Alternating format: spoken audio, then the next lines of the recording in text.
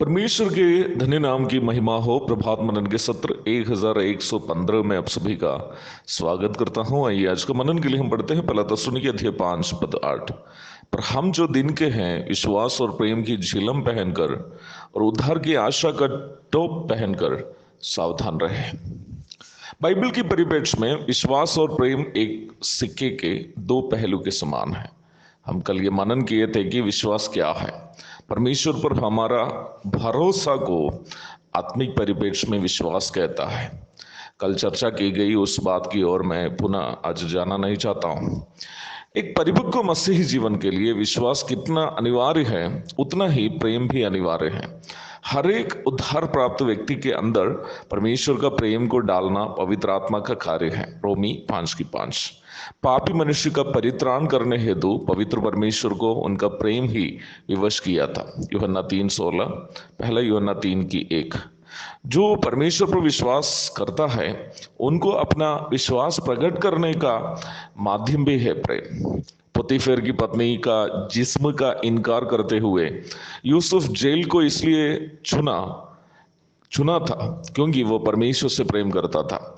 Shadrach Meshach और Abednego आग की भट्टी को राजा के महल से भी उत्तम इसलिए समझा और दानियल शेर का मांद को राजा की पदवी से अधिक उत्तम इसलिए समझा क्योंकि वे लोग परमेश्वर से प्रेम करते थे।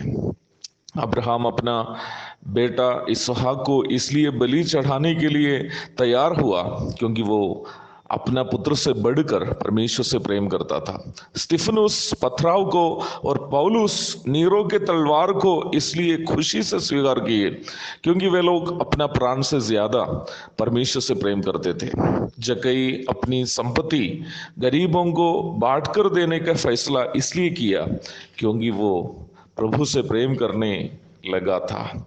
प्रथम शताब्दी के विश्वासी लोग अपनी संपत्ति बेचकर उसे प्रेरितों के पांवों तले इसलिए रख दी थी क्योंकि वे लोग परमेश्वर से प्रेम करते थे। पतरस अन्य जाति के कुरनेलियुस के घर में और अन्य प्रेरित लोग दुनिया के विभिन्न क्षेत्रों में सुसमाचार बताने के लिए यहां तक अपने प्राण का भी परवाह नहीं करते हुए इसलिए गए क्योंकि वे लोग परमेश्वर से प्रेम करते थे। फिलेमोन ओनेसिमुस नामक अपना गुलाम को जो उनके घर से चोरी करते हुए फरार हो गया था इसलिए एक भाई के समान पुनः स्वीकार किया क्योंकि वह परमेश्वर से प्रेम करता था। परमेश्वर का प्रेम हमें पाप से दूर रखता है। परमेश्वर के लिए हानि उठाने के लिए भी परमेश्वर का प्रेम हमें विवश करता है। पवित्रता के लिए दुख उठाने हेतु हमें वो प्रेरित करता है। परमेश्वर की सेवा के लिए परमेश्वर की सेवा के लिए देने हेतु परमेश्वर का प्रेम हमें प्रेरित करता है। सहविश्वासियों का दुख को बांटने के लिए हमें परमेश्वर का प्रेम विवश करता है। किसी भी मनुष्य को चाहे वो हमारे साथ किसी भी प्रकार मेल नहीं खाता हो उसको भी अपने समान प्रेम करने के लिए परमेश्वर का प्रेम हमें विवश करता है। उनको भी क्षमा करने के लिए परमेश्वर का प्रेम हमें विवश करता है जो हमारी हानि की हो। यह ईश्वरीय प्रेम उनकी पहचान है जो दिन के हैं अथवा परमेश्वर के हैं, स्वर्ग के नागरिक हैं। एक और शुभ दिन की धन्य कामनाओं के साथ आज का मनन का मैं यह पूर्ण विराम करता हूँ। प्रभु हमारी सहायता करे।